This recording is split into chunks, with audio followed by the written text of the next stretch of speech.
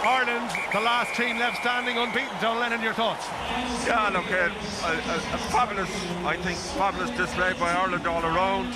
They shot out of the blocks from the opening 20 minutes. Of course, that injury disruption to Scotland affected them, but overall, I thought Ireland's composure. There were periods when they were under pressure. They responded to that. I think their experience, the leadership from the likes of Doris, and I think a significant performance, significant day for the halfbacks, Sam Prendergast in particular. So there you have it, full-time score for Murrayfield. Scotland 18, Ireland 32. Hugh, Donald, Bernard, thank you. And a justified win in the end. I think they withstood a lot of Scottish pressure early in that second half there, Stephen, but Ireland good value for that win. Yeah, I think so, especially when they brought a bit of experience off the bench. A couple of big boys as well, giving them that go forward. Just after half-time, it felt like Scotland got a bit of energy, but then Ireland just put out a couple of Scottish fires pretty quickly, and it just felt like they were in control for the whole game. I know there was maybe a moment where Robbie Henshaw shot the line and they went up the other end of the pitch and they maybe could have scored a try, Scotland, but I think all in all, you know, Jim mentioned it before, Scotland are a good team, but are they a great team? They're not a great team at the minute. Not on the evidence of today, but to beat Ireland, a lot would have had to go well. A lot of it didn't in the first half. They lose their two key players. They look like they just never found momentum after that, Jim. You can't underestimate losing two of your best players when you're up against Ireland. It's not about making excuses. Ireland are a better team. They were better today. The power coming off the bench, Jack Conan, even that when Ty Byrne went off and Ryan Baird, and they dealt with the chaos that was thrown at them in the first half. There were green shoots of Scotland's ability to score tries and never give up, but it's just that lack of quality, that lack of depth, and when you lose your two best players in Finn Russell and Darcy Graham, it's a shot to nothing effectively. So they're going to be disappointed, but this championship is what it is, isn't it? You've got to think it's on to the next game. There's a week off, thankfully, for Scotland, because that will give Finn Russell and the likes of Darcy Graham that extra time to recover. This is a quality team with such strength in depth, and even with Andy Farrell in the stands watching with his lovely wife Colleen, it's still a quality side. Yeah, he'll have been pleased with what he saw, but he'll be frustrated as well in some elements with Ireland again, who just at times Jamie looked excellent and at times they went to sleep again. Yeah, particularly in that last kind of 5-10 minutes there, they let another score in, but look, you got to play the team that's in front of you, and I think they were ruthless enough with the team when in front of them when they got the opportunities. You know, Scotland are going to be frustrated because, you know, particularly in that first half, had a lot of they had like 9-10 entries, like we talked about in the first half, into Ireland's half and turned it over, and were inaccurate. And we talked about beforehand, well, you need your best players on the field, so you had to deal with that, but also they had to be brilliant for 80 minutes, and they just weren't consistent enough throughout that 80 minutes.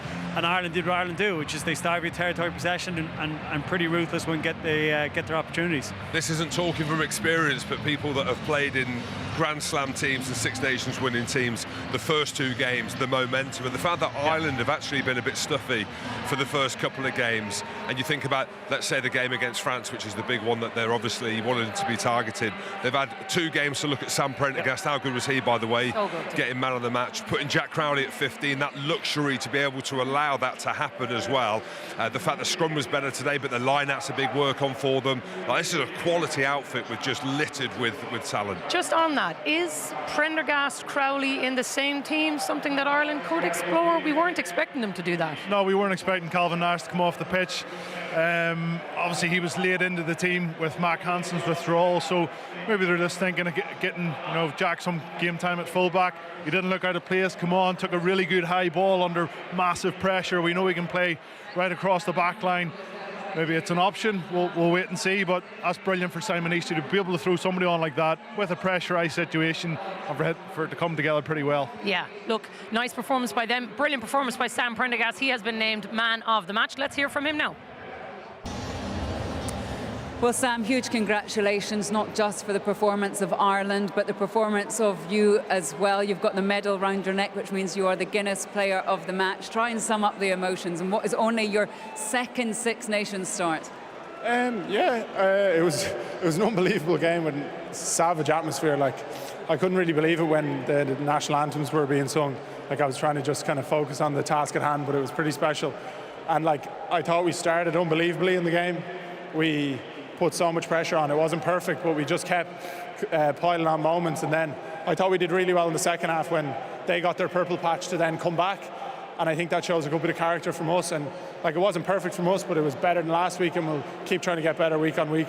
I like the fact you're mind blown just by the stage of the national anthems, but that's what the Six Nations does. And in terms of your performance, it's not just the fact that there were 12 points from your boot, but also the way you distributed the ball, that you looked really comfortable and in control.